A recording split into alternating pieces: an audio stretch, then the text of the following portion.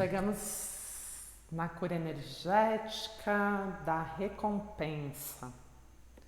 Bom, quem está na formação está estudando muito esse circuito, né, que está relacionado ao vício.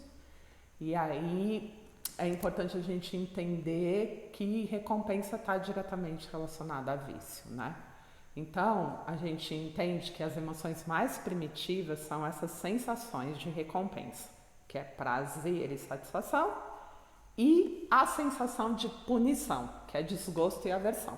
Então, essa é exatamente a anatomia do vício. Então, eu busco esse prazer e essa satisfação e depois eu vou gerar uma sensação de punição, de desgosto e de aversão, porque eu vou começar a me culpar, eu vou começar a fazer todo um processo de não deveria ter feito isso, por que eu fiz isso, não é certo, eu não sou legal. Então essas são as emoções mais primitivas e são as sensações mais fortes, na verdade, que a gente pode sentir.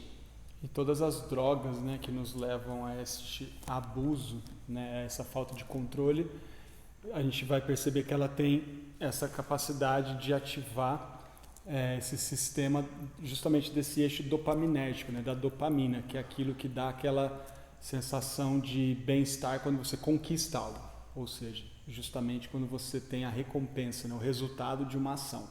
E é importante quando a gente está falando dessa questão dos vícios e acaba falando de drogas, e é muito comum quando a gente fala sobre isso, a pessoa fala assim, mas eu não tenho nenhum vício.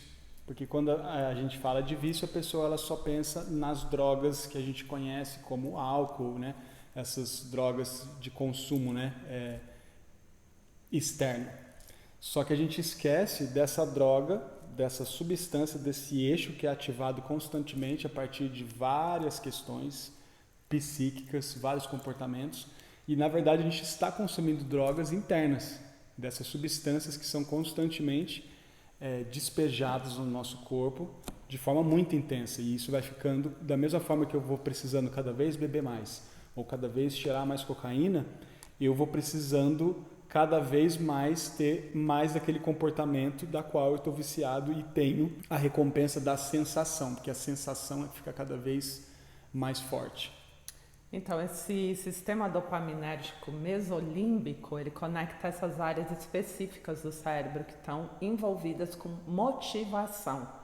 Então, te faz se mover, te faz ter vontade de viver. Então, é uma sensação que está muito conectada com fazer sentido à vida. Então, as pessoas geralmente que estão no vício, elas entendem que esse objeto de prazer ele faz com que ela se sinta viva, né? E isso está muito relacionado com esse comportamento de recompensa. Então, quando a gente fala de psicotrópicos, o que seriam psicotrópicos?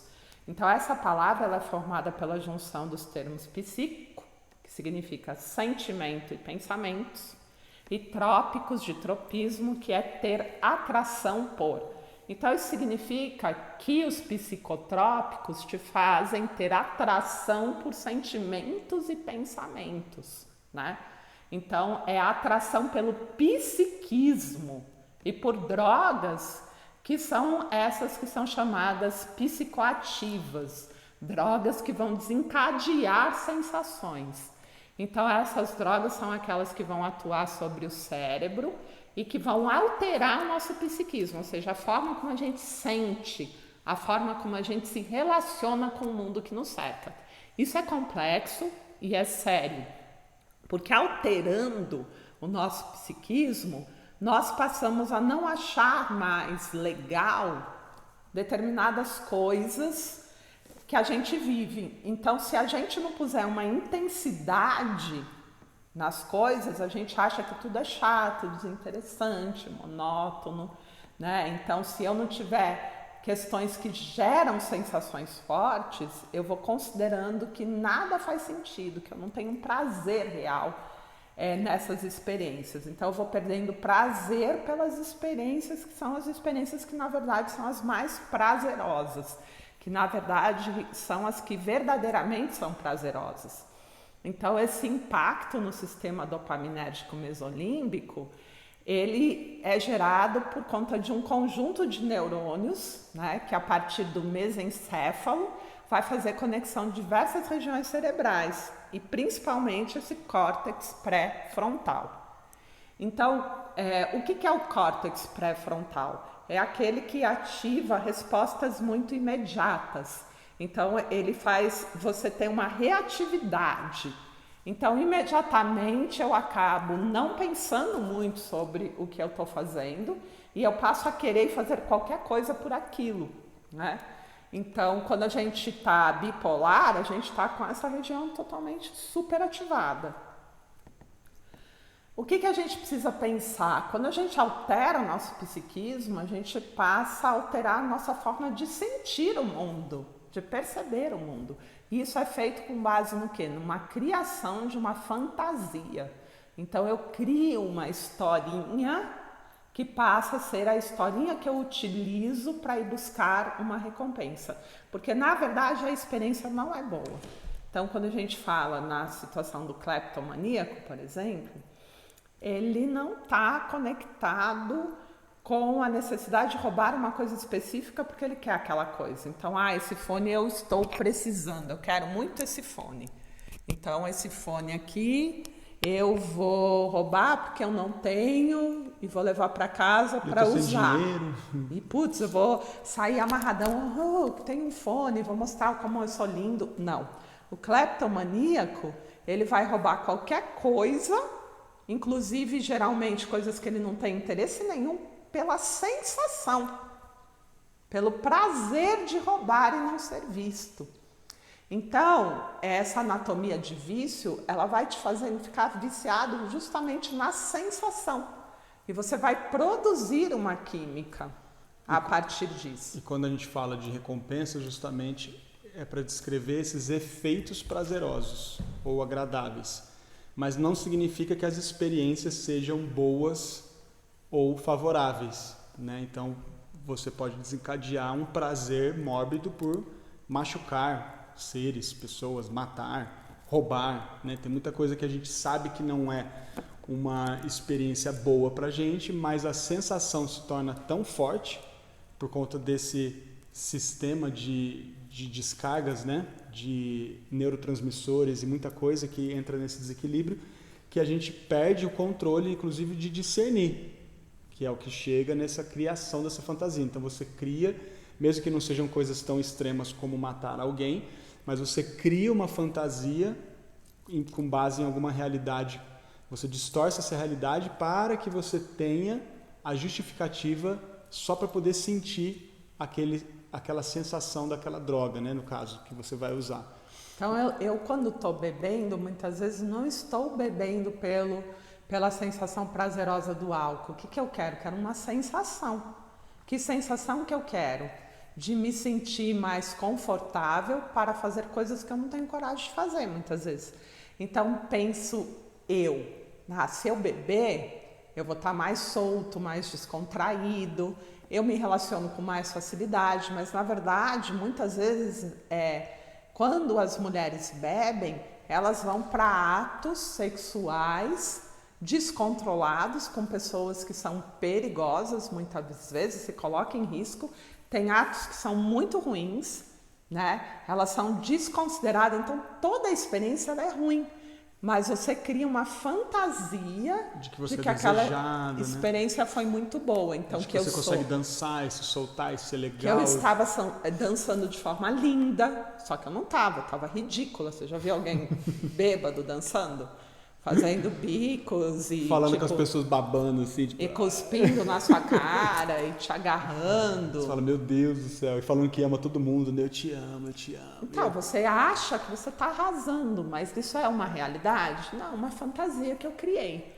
E eu, com base nisso, começo a sentir como se eu fosse aquela pessoa incrível. Eu tenho um prazer por me sentir incrível, né? E dessa forma eu vou para um ato sexual com alguém que eu não conheço e me sinto extremamente sedutora. Só que eu não estou sendo sedutora, a pessoa está me vendo, está me achando ridícula, muitas vezes está me usando. E dentro daquele processo eu tô me fazendo mal, Mas o que acontece? Eu preciso criar uma fantasia de que é bom para ter uma sensação de que é bom. Então, eu vou buscar essa sensação. Muitas vezes, depois de beber, eu passo mal, eu posso vomitar, eu posso dormir, eu posso apagar, eu posso desmaiar, eu posso me sentir numa situação deplorável, ter vergonha. Só que o fato é que da próxima vez que eu for beber, eu não vou lembrar desses resultados horríveis que eu tive. Eu vou falar, não, pelo amor de Deus. Eu só gravo o nível da sensação de recompensa daquilo que foi bom e eu quero repetir aquilo. Eu quero, tudo passa a valer a pena para você sentir aquela pequenininha sensação que na verdade você acha que é muito grande, é um prazer muito grande, mas é muito pequeno, que na verdade dura muito pouco. Então é o que a gente falou. É tão grave essa questão dos vícios que quando você vê histórias, né? E quando a gente ouve as histórias das pessoas e atende, você vê o nível que chega só para ter essa sensação, o nível de atitudes que você tem relacionadas a você mesmo, a outras pessoas, enfim, é o que a gente está falando. Você entra em atos sexuais e você se coloca em risco e faz mil coisas por uma sensação de, às vezes, que nem 5 minutos. Que nem é um prazer real. Que nem é um prazer real. É um prazer ilusório. O prazer real é um prazer em experiências que a gente tem que não fazem parte desse universo de imaginação, de fantasia, né? Que está sendo projetado para uma experiência. E é o que a gente costuma falar para vocês, né? Que a melhor forma de você identificar o prazer é quando você não tem sensações, porque a gente acha que a gente associa justamente a esse mecanismo que ele é muito denso, porque ele é corpóreo, é o mesmo mecanismo que funciona para os animais, né? Nós somos animais, então é uma estrutura física projetada para a gente viver nesse mundo e sobreviver dessa forma, para a gente se mover, conquistar, caçar, reproduzir e tudo mais. Então a cura energética que a gente tem como ferramenta é justamente para a gente transcender essa realidade, porque nós já não estamos nessa realidade primitiva animal. A gente sabe que agora a gente tem potenciais para atingir relacionado à consciência e ao próprio sentido, e ao nosso próprio cérebro, né, a outros níveis de sentimento, do sentir mesmo, que precisa ser quebrado. Essa estrutura precisa ser transcendida, senão a gente não sai desse ciclo. Então o prazer real, na verdade, ele é contrário a essas sensações. Então se a gente ficar preso às sensações fortes, a gente se afasta cada vez mais desse prazer, que é o que a gente fala, que é o verdadeiro. Essa falsa sensação de prazer, ela é projetada para uma experiência que era uma experiência muito primitiva. Você tinha que entrar numa luta. Você não pode achar que isso é ruim, senão você não entra na luta. Então você tem que ter uma descarga hormonal muito forte que te dá uma sensação, que é uma sensação forte, que te faz repetir isso. E que quando você ganha a luta, né, o resultado daquilo passa a ser tão incrível que você não vai pensar sobre isso de novo, nas perdas, quando você tiver que lutar de novo e quase morrer. Você fica só com a sensação de que, mas é tão bom vencer aquela luta. Você fala, ui, vamos de novo. Então, para situações que era de vida ou morte, né? Então, a gente acaba, para ter que entrar no desafio, no confronto, você precisa de uma sensação que te coloque lá, porque senão não vai ter isso. Então, na verdade, essa sensação ela tem um porquê, ela é projetada para que a gente possa ultrapassar os nossos desafios, perder a lucidez e conseguir realizar uma ação de sobrevivência.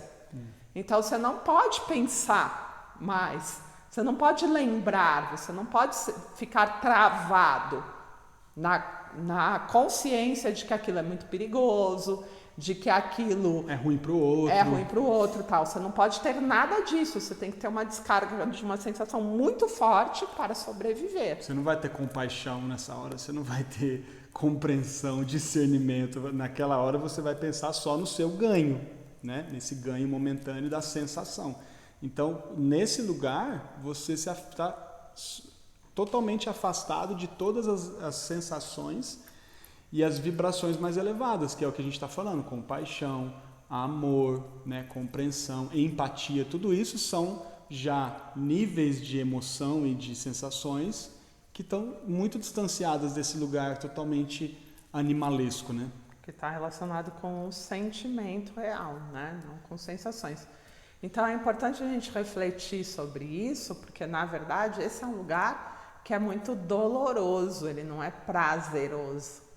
Embora a nossa fantasia, toda estrutura possa ser criada para que a gente não pense sobre os resultados dessas ações, nós temos resultados. E temos resultados que são resultados que acabam nos arrastando para o sofrimento e não para a felicidade, não para a liberdade. E a gente sabe disso, mas de qualquer maneira a gente escolhe, né, viver aquela sensação. E aí você realmente arrisca a sua vida muitas vezes pela sensação. Quando a gente dá um significado de que o alimento saudável não é prazeroso, é justamente por isso. Então a gente começa a achar que é muito sem graça todas as coisas que naturalmente nos fazem bem. A gente só acha interessante as coisas que nos fazem mal. Por quê? Porque eu não vou para uma direção daquilo que não é interessante se eu não tiver esse estímulo, né? E muitas vezes o que vai me garantir a sobrevivência são as coisas que não são interessantes. Então eu começo a ter um vício por essas sensações que na verdade me dão uma falsa impressão psíquica de que as coisas boas são ruins e de que as coisas ruins são boas. Certo?